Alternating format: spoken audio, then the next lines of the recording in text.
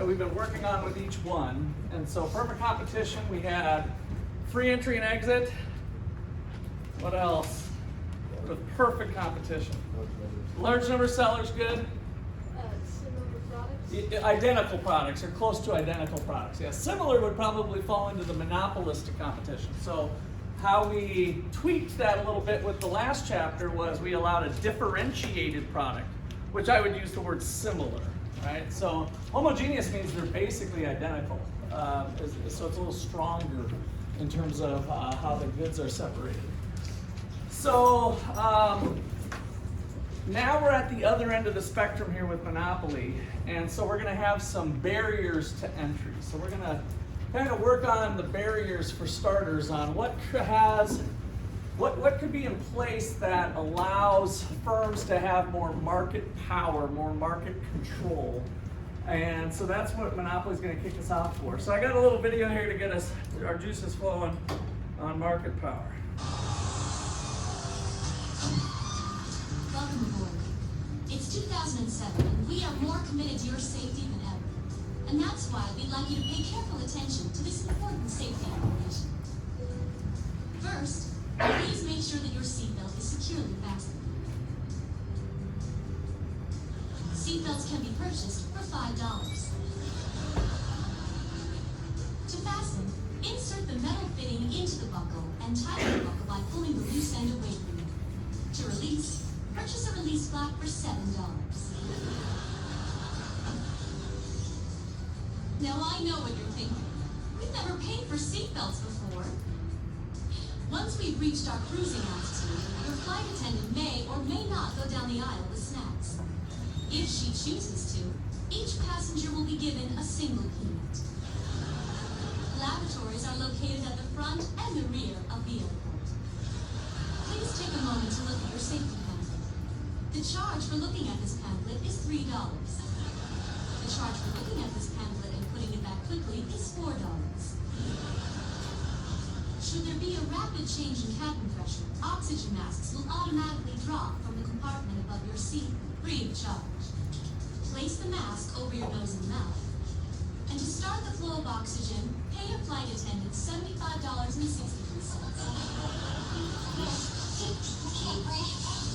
As always, exact change is appreciated. Now I know that some of you are still concerned about getting there safely. Enjoy your flight. All right, a little fun with market power. And propane power. Okay, so on the monopoly spectrum, it was at the far end. Remember our little spectrum here? We had monopoly over here. How many sellers we got? Like one. One, yes. Characteristics. I think I'm spelling that right. Number one, we got one seller. Number two, we have a homogeneous product because they're the only show in town.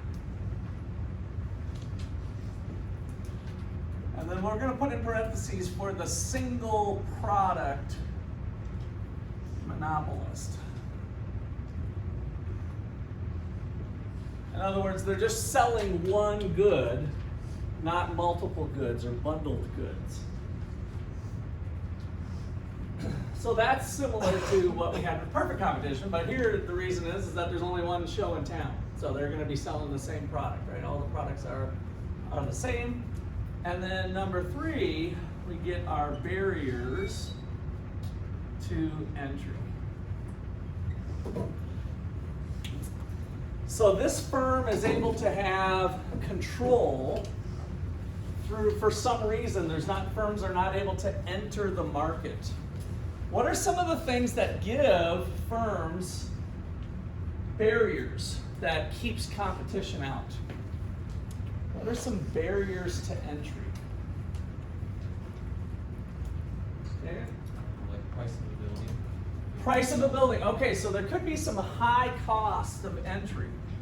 So high cost of entry.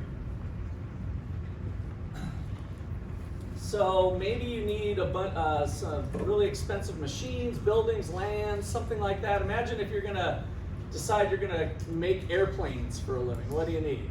$100 billion to get started, right? Not everybody's got $100 billion just laying around. So that would create a barrier to entry if there was kind of some high costs. Yep. Permissions, okay, so government regulation.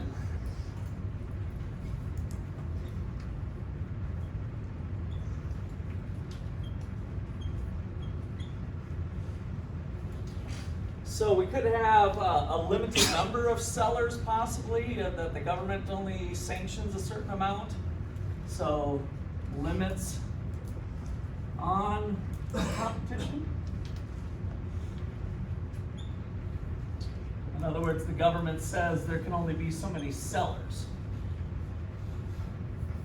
We're going to allow somebody to do that. So here in Ottawa, we have one seller of natural gas and electricity, right? So there's other forms that have crept up over time, but somehow the government is allowing there to be one provider of the good.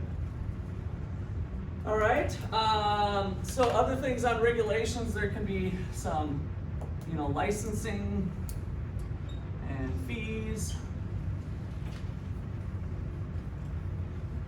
What else can companies get if they come up with a brand new idea to keep competitors from copying them? Copyrights and patents. Trademark? Trademarks, yep. I'm not sure what the So trademark- copyright, patents probably the bigger one. Trademarks, What is a trademark? just like a Coca-Cola that you can't copy their brand. So that one's not as big of a deal, but we allow people to maintain their brand. So when we talked about brand awareness with advertising and stuff, again, that isn't necessarily keeping too much competition out. So, but the patent is the big one. So if you want to underline that one, how long does a patent last in the United States? The right to provide this drug or this machine or this thing. Does anybody know how long you have kind of monopoly rights from the government to keep making that thing? I think it varies. It doesn't vary very much. It's usually universal across the board. It ends up varying in time for different reasons. So about 17 years.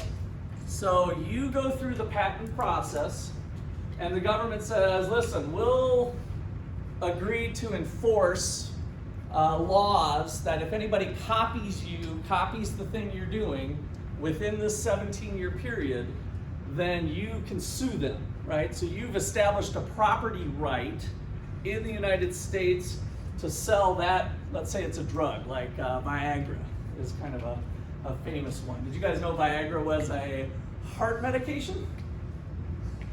Yeah, and so guys would take the heart medication, like, oh, I got high blood pressure and I gotta watch, and all of a sudden,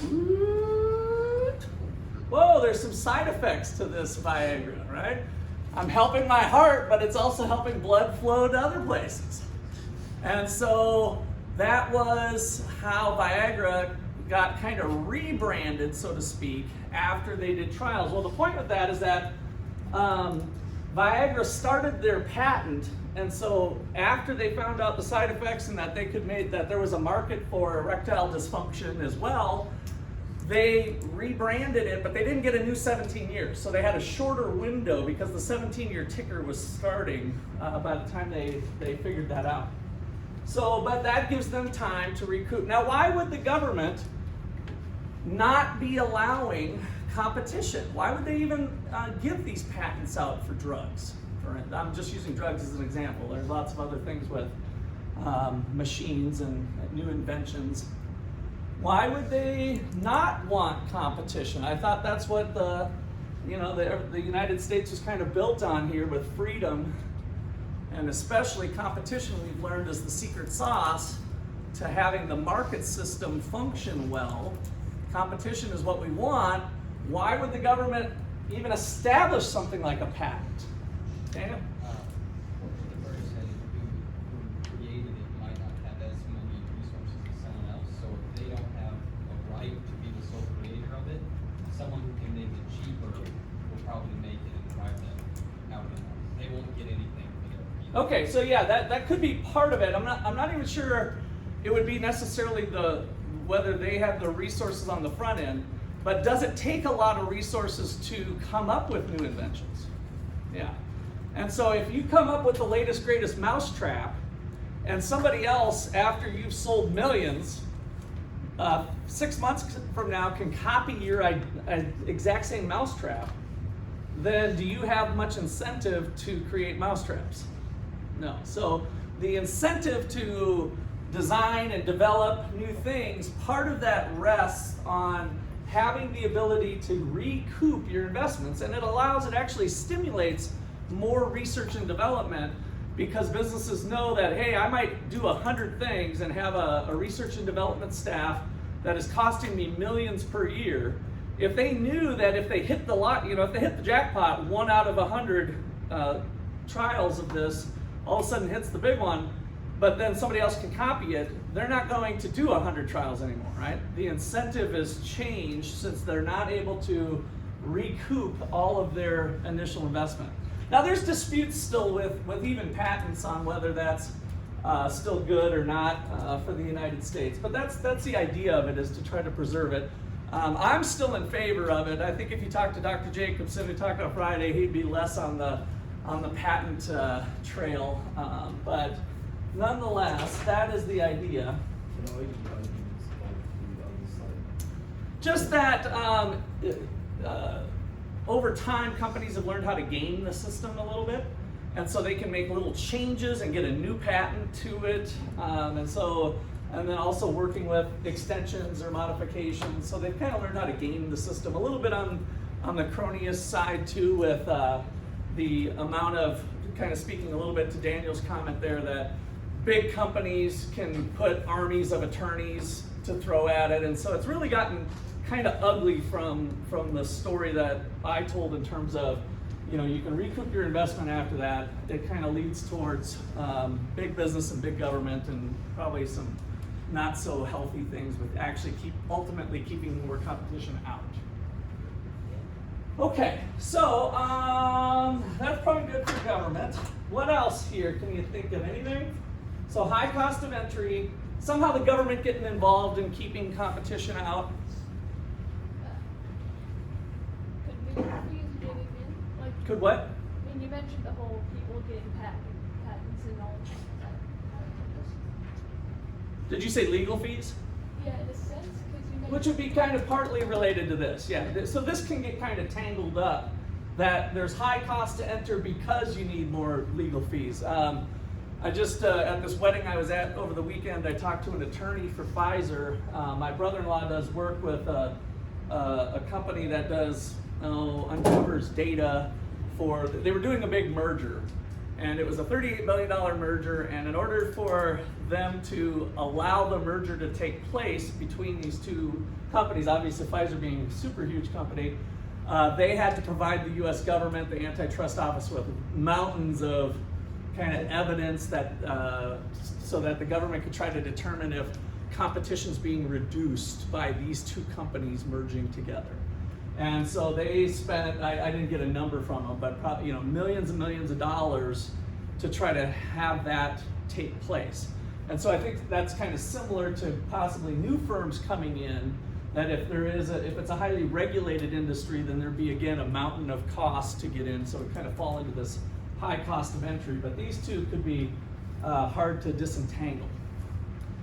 Access to special resources is another one that's a possibility anyway. So number 3, so access to special resources. So over the years, stuff like diamonds, rare earth minerals, if you guys have heard of those, that kind of is what makes our currently our cell phone glass, the super strong Gorilla Glass. Well, there's rare earth minerals that are hard to find. So if a company has kind of exclusive access somehow to special resources, that could give them some monopoly power, because competitors aren't able to access those resources to actually successfully compete with them. So that's a possibility. All right, so these kind of give you an idea. The last one I want to put on here is violence. So if you try to sell your drugs on somebody else's turf on the wrong side of town, you might find that you are threatened, your family's threatened, right? With death, broken arms. You guys have seen the mob stories, right? Well, those illegal markets. That's a barrier to entry. And in some countries, depending on the level of illegal activity going on, and maybe the corruption between the government and the illegal activity, that could be a pretty serious thing, right? So violence, broken arms, and killing has been a traditional barrier to entry.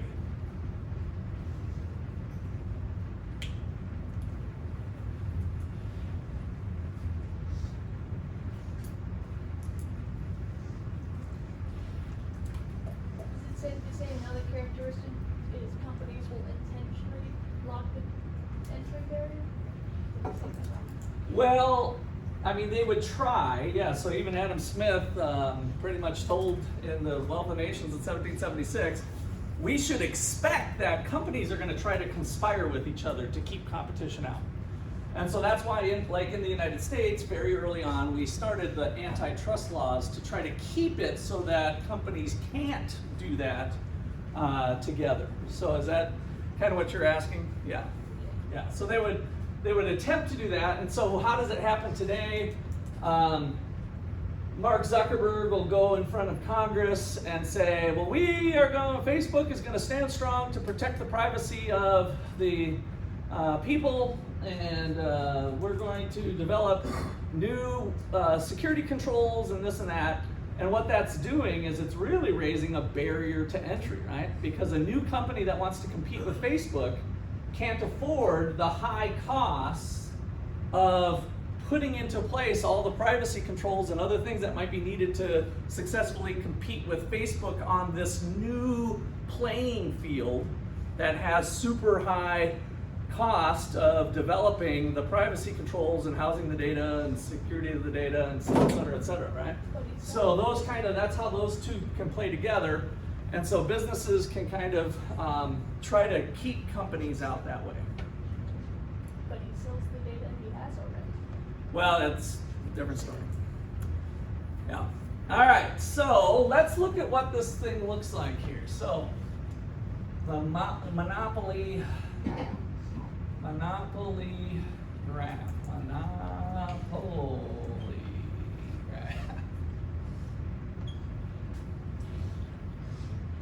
All right, so we've kind of done this in a sense already, because the monopoly model is going to look very similar to the monopolistic competition model. So the monopolist is going to face the downward sloping demand curve.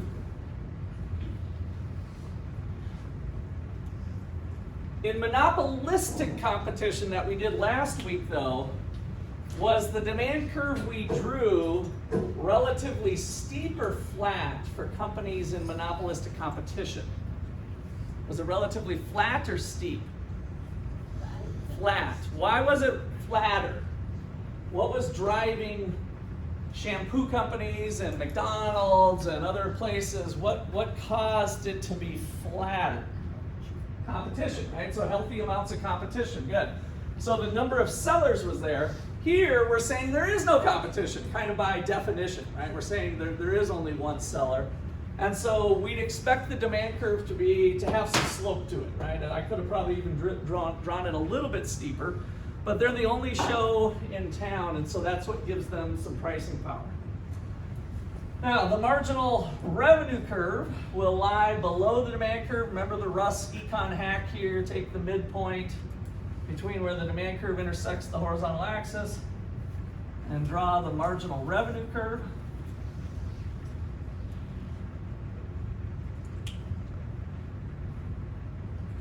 So, yes, the monopolist has some pricing power, but still has to follow the law of demand. If they want to sell more product, they got to drop the price, right? That's all the law of demand, downward sloping demand curve gives us.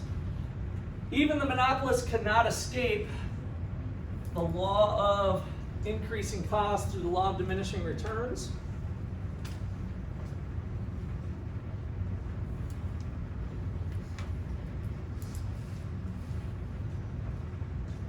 And so now, how is our monopoly going to maximize profits? What should this monopolist do? So, Jesse, how about a number between 7 and 14?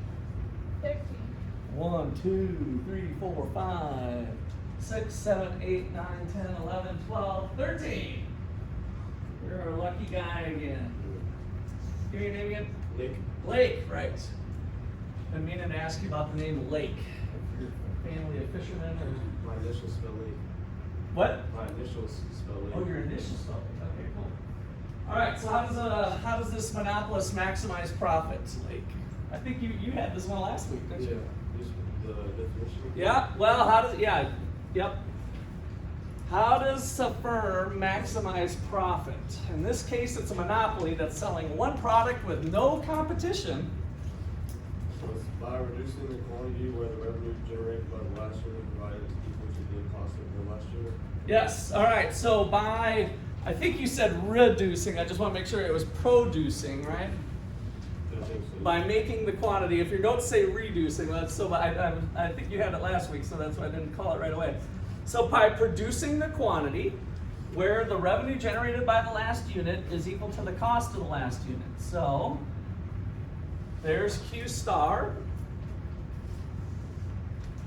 If the monopolist, even with no competition, tries to make more product, the cost of making an additional unit is greater than the revenue. So that's a dumb thing to do. If they are producing less than Q star, then if they produce one more, the revenue generated by the next unit is greater than the cost. That's a good thing to do. So the profit maximizing quantity is here. And then now the monopolist wants to charge the highest price people are willing and able to pay. What data conveys that information? Graphically, what data, what thing conveys price information? Yeah, Alex? The demand curve, good. So I know that I want to produce, let's call it 100 units for funsies. I know I want to produce 100 units. And so at 100 units, I'm going to charge the highest price people are willing and able to pay. And so the monopolist is going to charge that price.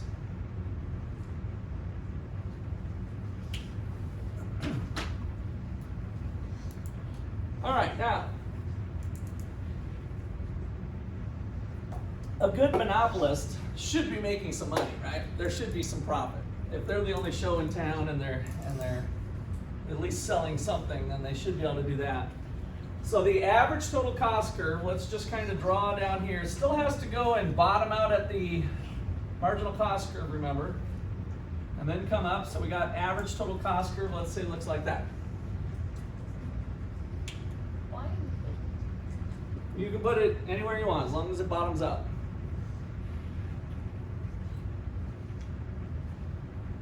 As long as the rule is it's got to intersect the marginal cost curve at the minimum point, just like we've been doing all term.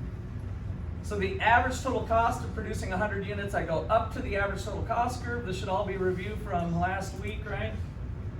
And that is the average total cost.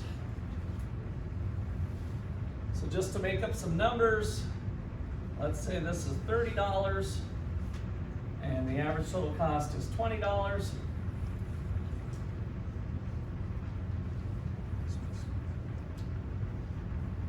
What's the profit equation?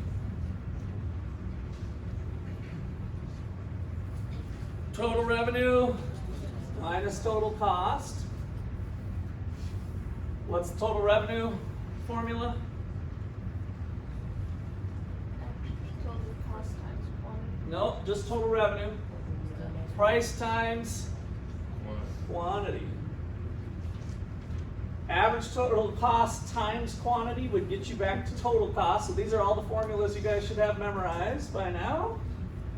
So average total cost, if we factor out the Q, this is the equation we did last week again, just kind of a different way of looking at the profit equation.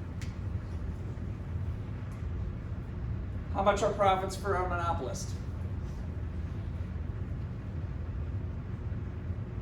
We have enough information up there to give me an exact number this time. What is the profit for our monopolist?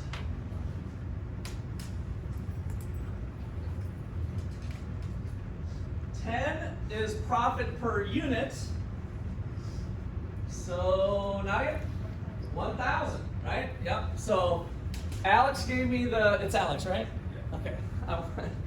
Alex gave me the profit per unit, which is what this number is. So just kind of think of that, that's the average profit per unit, right? It's using the average cost curve, and the price is the price per unit. So this here is the average profit per unit. So with our price at 30 minus 20 is 10, that's what Alex had. Nadia brought in the 100 units, gives me $1,000.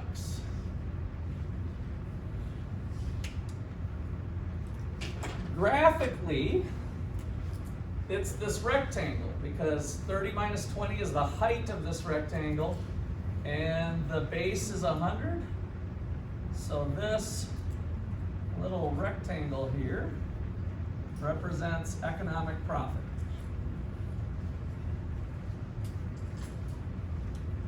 And in this case, it's $1,000. So put that down since we.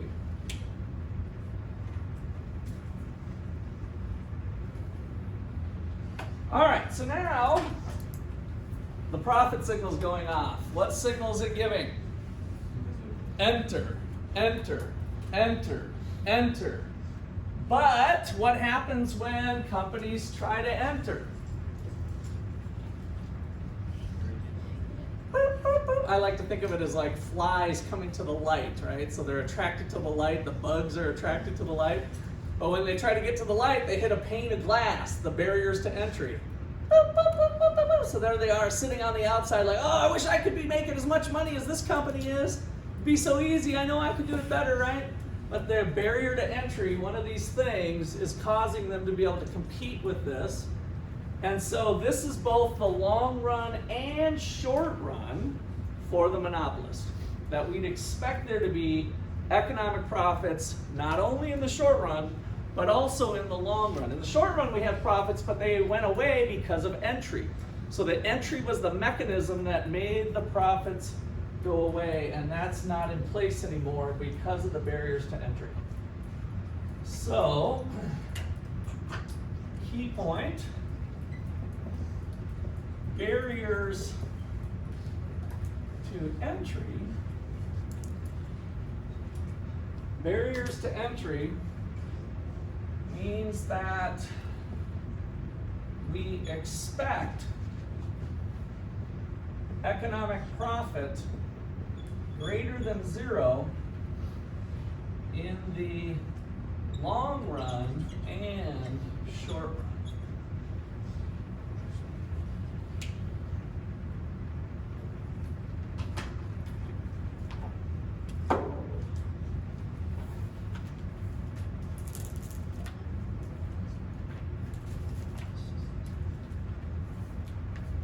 Okay, so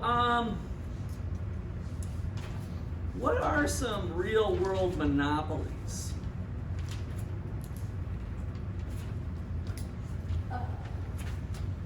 Some real-world monopolies. What comes to mind? And you don't have to be perfect on this, but I just kind of want to get you thinking. Like, where have we had a monopoly? So, Daniel? Well, historically there was U.S. Steel. Okay, so U.S. Steel. Some of the old stuff. What else? Weren't the Rockefellers a monopoly and the government had So we had kind of regular oil, the rail yards. We kind of looked to some of those with some market power. And again, that was a little bit of regulation and power together that they were able to squeeze out in the early days, maybe because some companies before there was better laws were able to kind of, possibly even through a hint of violence, kind of squeeze out some of the competitors and gain market advantage. What about today? What are some areas where we have a lot of market power? So somebody other than Jesse and Daniel here. What else is market power? Tim?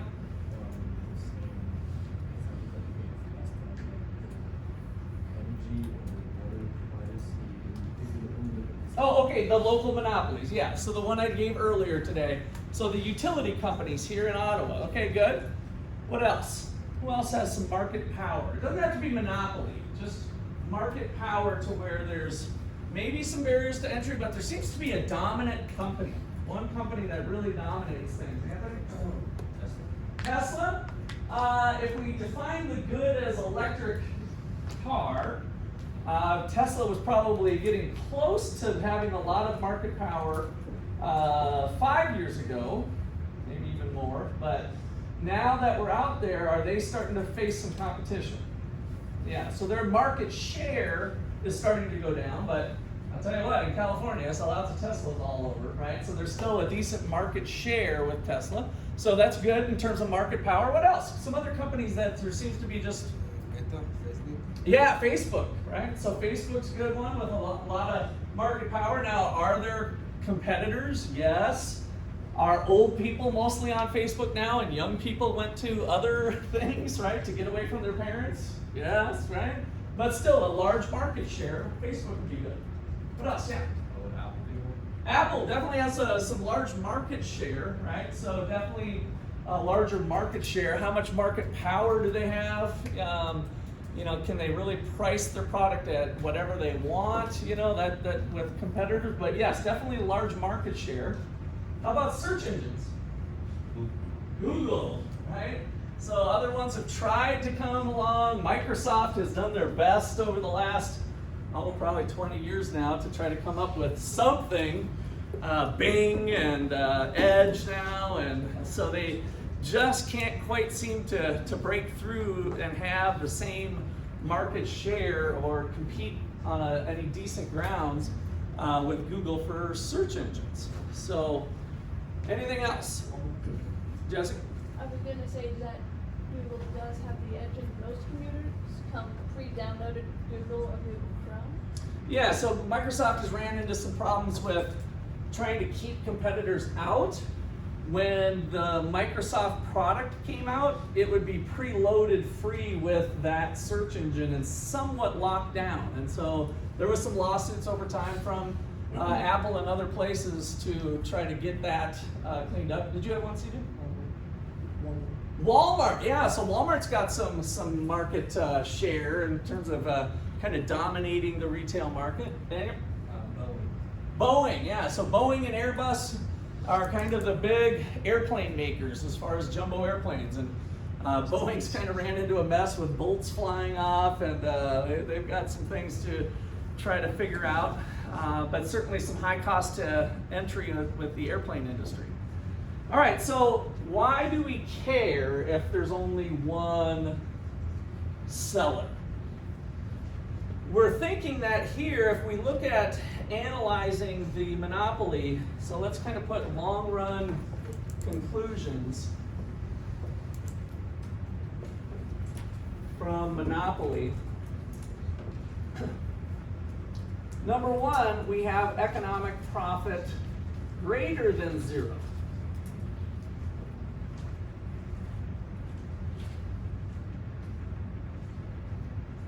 So not the outcome that we got from competitive markets where it was equal to zero. So we got kind of abnormally high profit, which they like, of course, but we might not think that's the most efficient allocation of resources. Abnormally high profit. Number two, we have the market quantity less than what's economically efficient. And let's just put kind of much less. Now you might remember when we went through the notes with monopolistic competition, I gave you the same thing, that the market quantity in monopolistic competition was less than what was efficient, but I said, but it's close, right? We had the quantity, because the demand curve was flatter, the distance here between the economically efficient quantity, which is where so remember the demand curve is the marginal benefit curve, and so where the marginal cost curve and demand curve intersect gives us the economically efficient quantity.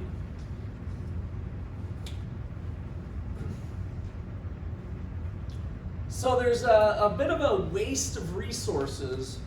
You can kind of think about the monopolist being able to cut back on the quantity, restrict the quantity, and raise the prices, right? To kind of maintain this edge. Because of the lack of competition, we're not pushing out towards the efficient quantity.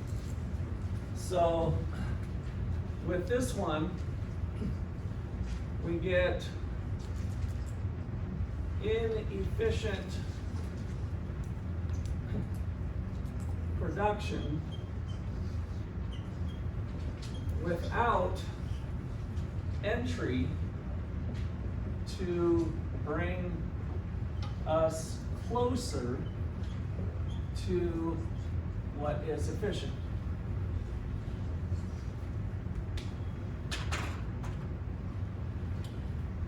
And so without competition, at least intuitively, we can think about the monopolist restricting quantity.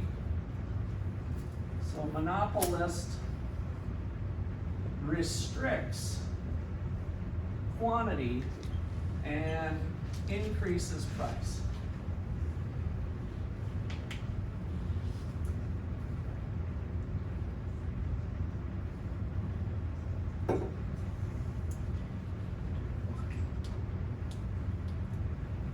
In a competitive market, they're not able to do that. They can't restrict the quantity. They're just trying to kind of compete with the other company.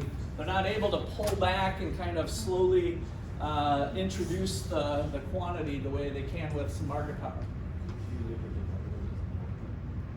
Could you look at the government as a monopoly? Absolutely, yeah. So they're the single provider of, probably the best example of monopoly is right near wallets.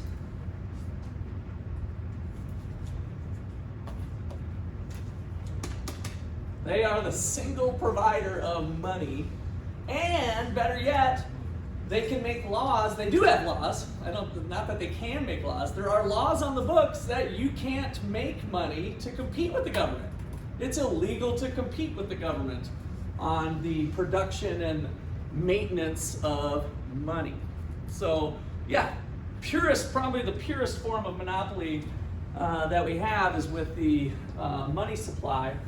And K through 12 education here in the United States. You're from Germany, so I don't know where what the difference might be from country to country, but traditionally the United States government was the sole provider of K through 12 education for the most part, as education evolved over time. And so there was always private schools that were possible, but government education was free, right? And private education, traditionally anyway, was pretty expensive. So yes, monopoly, and then that kind of ties into this cronyism idea and how Mark Zuckerberg is that, and you go back to the Rockefellers and others over time, is knowing that the government has that power, then hey, I can partner up with the government and maintain some power, maintain a barrier to entry of some sort so that I can hopefully preserve long-term profits. Okay, so let's see, that's probably good, monopolist restricts quantity. All right, that's probably good. Number 3 is we have production is not at the low cost. So Q, the market quantity, is not at the minimum average total cost. And again, it might be much less compared to before.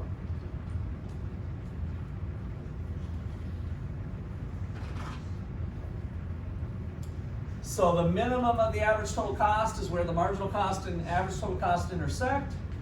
And so that quantity is here. So the quantity that's at kind of the productively efficient quantity where costs are minimized is not where we're at in the long run with monopoly. So again, it's a sign of inefficiency.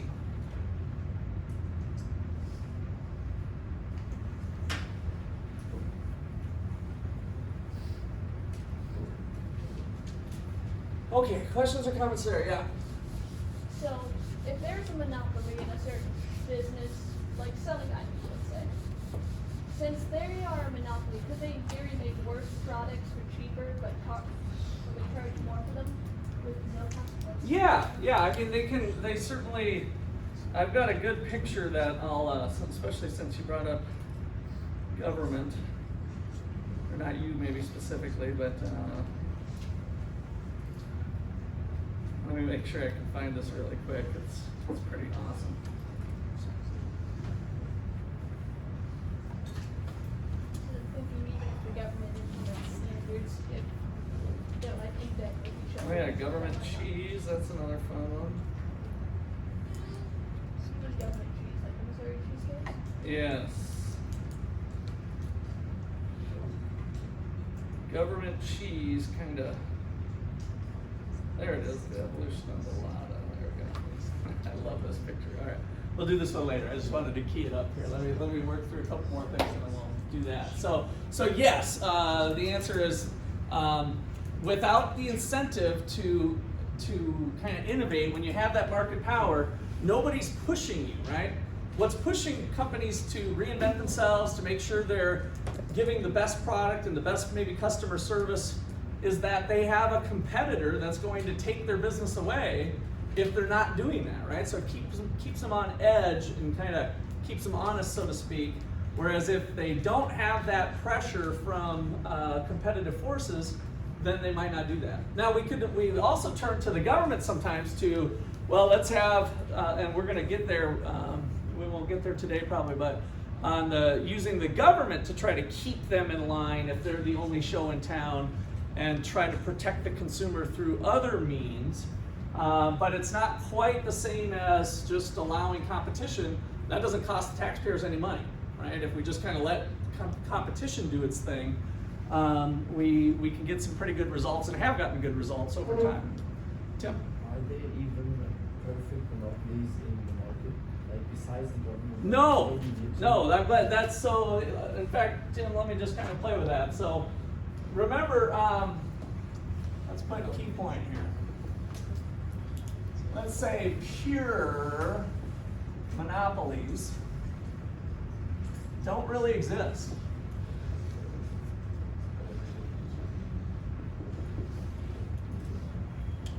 So it's a little bit more of a theoretical construct, right? And so when I gave you guys the spectrum of competition, we had perfect competition and monopoly.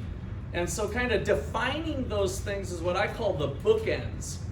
And then reality is kind of somewhere in between, that we don't have kind of this perfect, pure competition. So since I brought up the currency thing, what is a potential competitor with government money? Anthony? Bitcoin, right? So there's other currency, and people will also, like if the government is being irresponsible, so Argentina's, since I just went to Buenos Aires here recently, the government was irresponsible with their currency. They have super high inflation, and so the people are adopting the US dollar internally, and the government's kind of letting it happen because they have the same type of rules on the books there that you're not supposed to use US dollars as money, but people are going to do it. And if that doesn't work, then people are going to use a barter system and start trading and not use the currency, right? So the currency's not really functioning the same way. And that's what I mean by pure monopolies don't really exist in that sense, that there's always probably something of some form of, maybe it's an imperfect substitute of some sort is kind of lurking out there. And Would you say you could get closer to a pure monopoly than like a regional monopoly, where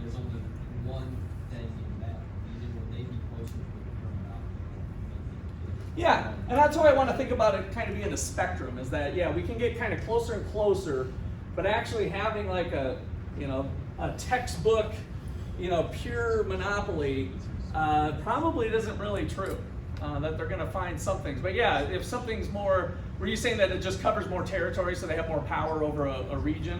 Yeah, they're just local. Yeah, so it could be geographically that you cover more territory, and then that makes it difficult. And then that's how like stuff like transportation can break down that monopoly, right? So if we go back 50 years and we basically don't have computers and maybe even the same form of, we go back to horse and buggy, you know, monopolies could persist a little bit longer when you can't travel from one state to the next very easily. If you had to in order to kind of beat the monopoly power, you had to go by horse and buggy for 9 hours to go to some other store or something. It's like, well, I guess we're stuck with this guy, right? That doesn't make sense to jump in the horse and buggy. But now if we got Amazon and we got other things, then all of a sudden the monopoly power of that person diminished greatly because of innovations in transportation. Okay, did I see any other hands? Okay, so let's kind of write some of that stuff down here. Pure monopolies don't really exist. Why?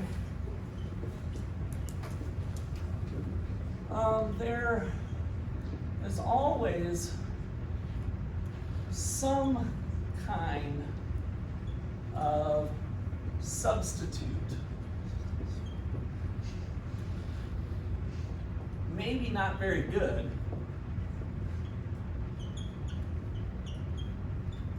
There's always some kind of substitute that is available or gets more available through technology.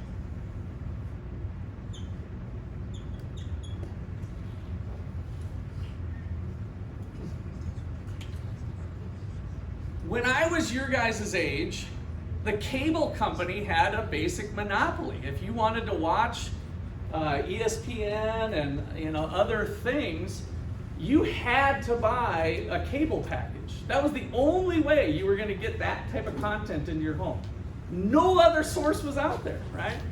And of course now as phones and internet and all of that has evolved, we're at where you guys are today, where, oh, I want to watch ESPN. Oh, I could watch it during class if Russ would let me use my phone, right? So now you can watch ESPN right here and all the streaming services. So that monopoly eventually diminished. And that's what we see of all of these monopolies, unless there is kind of this hardcore government control that allows them to persist. But even that's very rare. I mean, the governments go away, new people come into place, and so pure monopolies in that sense are good use for textbook. I'm not saying they're not useful, but it's more of that theoretical bookend so that we can think about the spectrum that we're on with those three characteristics. All right, we'll see you tomorrow.